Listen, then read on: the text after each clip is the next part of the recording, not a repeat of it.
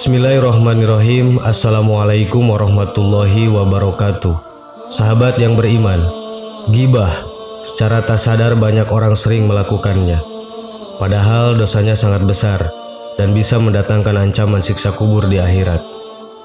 Manusia memiliki kecenderungan bercerita banyak kepada orang lain, dan topik yang paling mudah adalah bercerita tentang orang lain. Terlebih lagi, ketika sedang dalam keadaan marah pada seseorang, terkadang mengungkapkan keburukan orang tersebut adalah hal yang lumrah dan ringan. Kalangan musafir menerangkan bahwasannya ghibah berlaku jika seseorang membicarakan kejelekan orang lain di depan umum atau di belakang umum. Dosa ghibah juga rentan akan fitnah, karena seseorang ketika menggunjing pasti ada perkataan yang ditambah atau dikurangi. Otomatis ketika ghibah sudah dimasuki fitnah, maka dosanya menjadi dua macam, yang mana keduanya merupakan dosa besar yang sangat susah untuk dimaafkan. Hal tersebut tentunya bisa berkembang dengan memberitakan kabar yang tidak benar, membuat perkataan yang tidak jujur, dan melakukan kebohongan. Inilah perilaku yang sering kita lakukan tanpa sadar, padahal itu termasuk maksiat. Dalam Al-Quran surat Al-Hujurat ayat 12 disebutkan yang artinya, "Hai orang-orang yang beriman, jauhilah kebanyakan purba sangka atau kecurigaan, karena sebagian dari purba sangka itu dosa. Dan janganlah mencari-cari keburukan orang dan janganlah menggunjing satu sama lain. Adakah seorang di antara kamu yang suka memakan daging saudaranya yang sudah mati? Maka tentulah kamu merasa jijik kepadanya. Dan bertakwalah kepada Allah, sesungguhnya Allah Maha Penerima Taubat lagi Maha Penyayang." Berdasarkan firman Allah Subhanahu wa Ta'ala tersebut, orang yang menggunjing sama dengan memakan daging saudaranya yang sudah mati atau bangkai. Lalu apa hukumnya membuka aib atau menggunjing? Karena Allah Subhanahu wa Ta'ala dan Rasulullah SAW sudah secara jelas dan tegas melarang membicarakan aib orang lain, maka tentu menggunjing itu hukumnya haram. Perlu diperhatikan juga, kalau dosa ghibah ini pertanggungjawabannya bukan hanya kepada Allah Subhanahu wa Ta'ala, namun yang paling berat adalah kepada orang yang digunjing.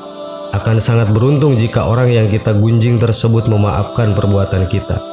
Karena jika tidak dimaafkan, maka dosa ghibah itu akan terus mengalir selama-lamanya. Menurut pendapat Imam Ghazali, bahwa dosa ghibah lebih keji dibanding melakukan zina sebanyak 30 kali, yang sudah pasti ganjarannya adalah neraka.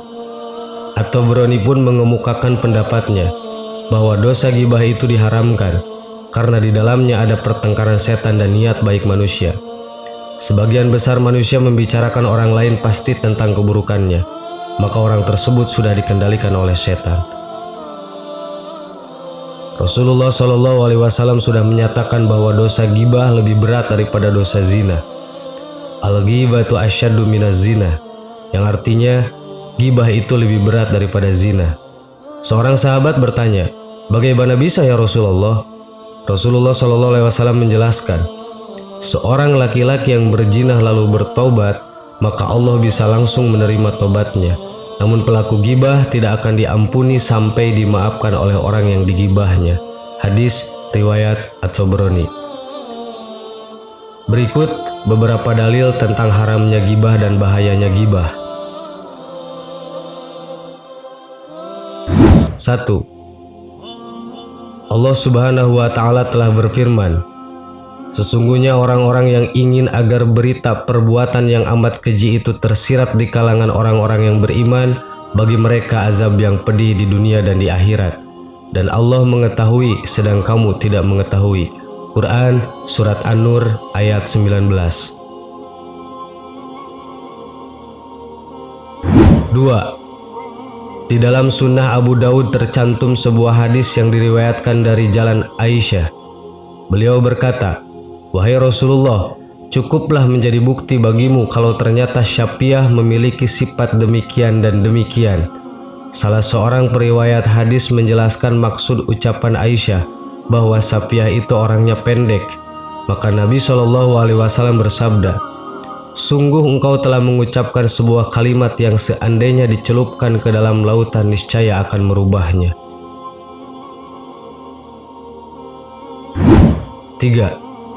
Diriwayatkan dari Ibnu Umar radhiyallahu an, dia berkata, Rasulullah Shallallahu Alaihi Wasallam bersabda, "Wahai orang yang telah menyatakan Islam dengan lisannya namun iman itu belum masuk ke dalam hatinya, janganlah kalian semua menyakiti sesama muslim. Janganlah kalian membuka aib mereka, dan janganlah kalian semua mencari-cari atau mengintai kelemahan mereka. Karena siapa saja yang mencari kekurangan saudaranya sesama muslim, maka Allah Subhanahu wa Ta'ala akan mengintai kekurangannya. Dan siapa yang akan diintai Allah kekurangannya, maka pasti Allah Subhanahu wa Ta'ala akan ungkapkan meskipun dia berada dalam rumahnya." Rasulullah Shallallahu Alaihi Wasallam pernah menegur Aisyah karena ia telah mengisyaratkan bahwa seseorang yang mendatanginya memiliki tubuh yang pendek. Dituturkan bahwa dahulu ada seorang wanita yang menemui Aisyah. Ketika wanita itu hendak keluar, Aisyah memberi isyarat pada Rasulullah dengan tangannya untuk menunjukkan bahwa wanita tersebut pendek. Rasulullah kemudian bersabda, "Engkau telah menggibahnya." Hadis riwayat Ahmad. Karena itu, kita harus menjaga diri dari hal-hal yang sepele yang bisa termasuk perbuatan ghibah. Di antaranya, 1. Berbicara kepada orang lain tentang keburukan seseorang. Ketika kita membicarakan keburukan orang lain, baik fisik maupun karakternya, maka itu sudah termasuk ghibah. Perilaku ini harus kita waspadai. Biasanya membicarakan orang lain atau ghibah adalah aktivitas yang membuat interaksi dengan teman menjadi lebih menyenangkan. Namun di balik kegiatan seru itu, ada godaan setan yang berusaha menjerumuskan manusia berbuat ghibah. Obrolan yang tadinya positif bisa berujung membicarakan keburukan orang lain jika kita tidak berhati-hati. 2. Menunjuk keburukan orang lain melalui isyarat. Bukan hanya lewat ucapan, membicarakan atau menunjuk kekurangan orang lain lewat isyarat juga termasuk ghibah. Serupa dengan peristiwa dalam hadis tadi, ketika Rasulullah Shallallahu Alaihi Wasallam menegur Aisyah. Karena itu, kita harus berhati-hati dan menjaga kebersihan hati agar tidak mudah menemukan dan menunjuk celah orang lain. 3. Membicarakan keburukan orang lain di media sosial. Kemajuan teknologi bisa membuat seorang muslim semakin tergoda untuk melakukan perbuatan ghibah di medsos.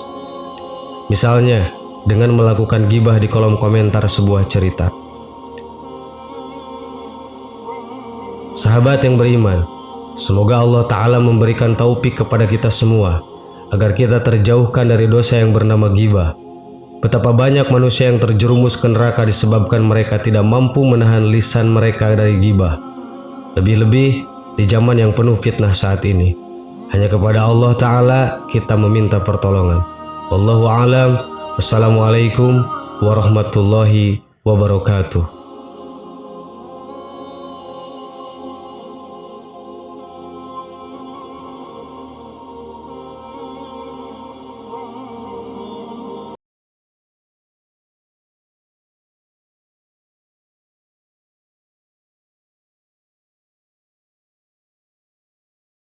Subhanallah walhamdulillah wa la ilaha illallah wallahu akbar. Subhanallah